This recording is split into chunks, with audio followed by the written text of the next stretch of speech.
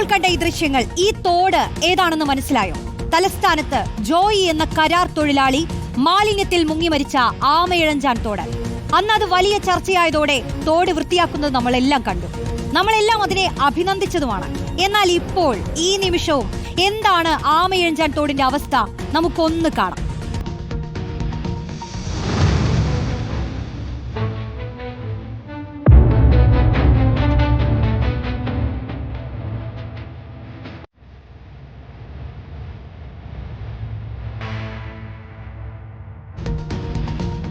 ഈ കാണുന്നതാണ് തലസ്ഥാന മധ്യത്തിലൂടെ ഒഴുകിക്കൊണ്ടിരിക്കുന്ന ആമയിഴഞ്ചാൻ തോടിന്റെ നിലവിലെ അവസ്ഥ. ഗണപതി ക്ഷേത്രത്തിന് സമീപം തോടിന്റെ ഒഴുക്ക് നിലച്ചതാണ് മാലിന്യങ്ങൾ മാസങ്ങളായി കുന്നുകൂടിയത്. മാലിന്യം നീക്കുന്നതിൽ റെയിൽവേയും കോർപ്പറേഷനും പരസ്പരം പഴിചാരുന്നതിനപ്പുറം മറ്റൊന്നും തന്നെ നടക്കുന്നില്ല എന്നുള്ളതിന്റെ ഏറ്റവും വലിയ തെളിവാണ് ഈ കണ്ട കാഴ്ച. നമുക്ക് ഏറ്റവും ആദ്യം ആമയിഴഞ്ചാൻ തോടിന്റെ ഇന്നത്തെ അവസ്ഥയിലേക്ക് തന്നെ പോകാം. TV പ്രസാദും അരുൺ സോളമനുമാണ് തലസ്ഥാന നഗരിയിൽ നിന്ന് ചേരുന്നത്. ആദ്യം TV പ്രസാദിലേക്കാണ്. പ്രസാദ്, ഒരു വർഷമായിട്ടില്ല ജോയ് മരിച്ചിട്ട്. കഴിഞ്ഞ വർഷം ജൂലൈയിലായിരുന്നു മാലിന്യങ്ങൾക്കിടയിൽ നിന്ന് ഒരു മനുഷ്യനെ 46 മണിക്കൂറിലധികം നടത്തിയ തിരച്ചിലിനൊടുവിൽ കണ്ടെത്തിയത്.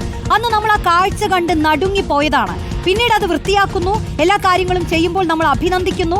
ഇതിനൊരു പരിഹാരം ഉണ്ടാകും, അതും തലസ്ഥാനത്തുകൂടെ ഒഴുകുന്ന ഒരു കനാലിന്, ഇങ്ങനെ ഒരു തോടിന് ഇങ്ങനെ ഒരു സാഹചര്യം ഇനി ഉണ്ടാവില്ല എന്നൊക്കെ നമ്മൾ ആവർത്തിച്ച് പറഞ്ഞുകൊണ്ടിരുന്നതാണ്. പക്ഷേ ഇന്ന് നമ്മൾ കാണുന്ന കാഴ്ച, ഈ പരിസ്ഥിതി ദിനത്തിൽ അവിടെ നിൽക്കുമ്പോൾ കണ്ട കാഴ്ച എന്താണ് പ്രസാദ്? എങ്ങനെയാണ് ഇത് സംഭവിക്കുന്നത്?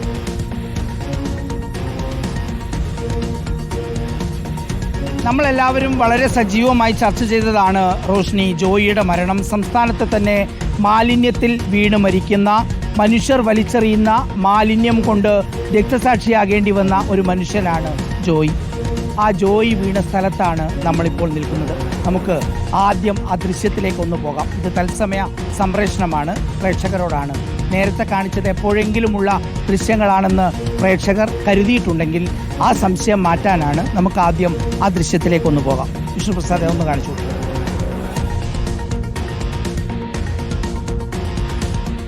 റോഷ്നി, ഇത് മനസ്സിലായല്ലോ അല്ലേ? ഇവിടെയാണ് അന്ന് ജോയ് വീണത്.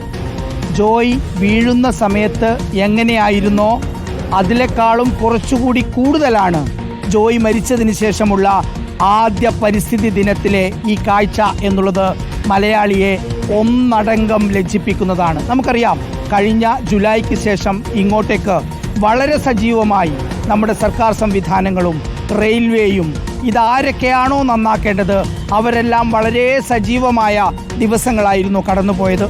വലിയ തോതിൽ വാർത്താമാധ്യമങ്ങളെല്ലാം സർക്കാരിൻ്റെയും റെയിൽവേയുടെയും സന്നദ്ധ സംഘടനകളുടെയും എല്ലാം നേട്ടങ്ങളെ പ്രശംസിക്കുകയും ചെയ്തു. പക്ഷേ അതൊന്നും മറന്നു പോകാൻ കാത്തിരിക്കുന്നത് പോലെയാണിപ്പോൾ അധികൃതരുടെ ഭാഗത്തു നിന്നുള്ള ഈ വീഴ്ച. വിഷ്ണു, കുറച്ചുകൂടി പോയി ആ വിഷ്വൽ ഒന്നുകൂടി കാണിച്ചു കൊടുക്കാം പ്രേക്ഷകർക്ക്.